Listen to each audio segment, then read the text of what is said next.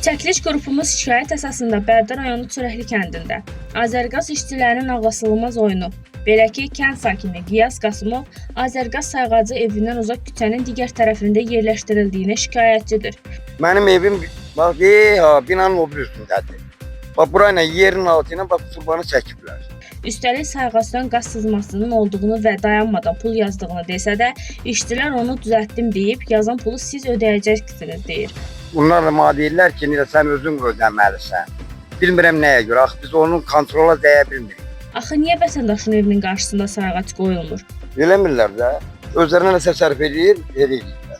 Niyə qaz sızmasını desə də, yetkən düzəltməyə görə qaz idarəsinə pul ödəməli olur? Günahkar kimdir? İdarənin rəhbəri? Səhlənkar yanaşan işçilərin oyunu?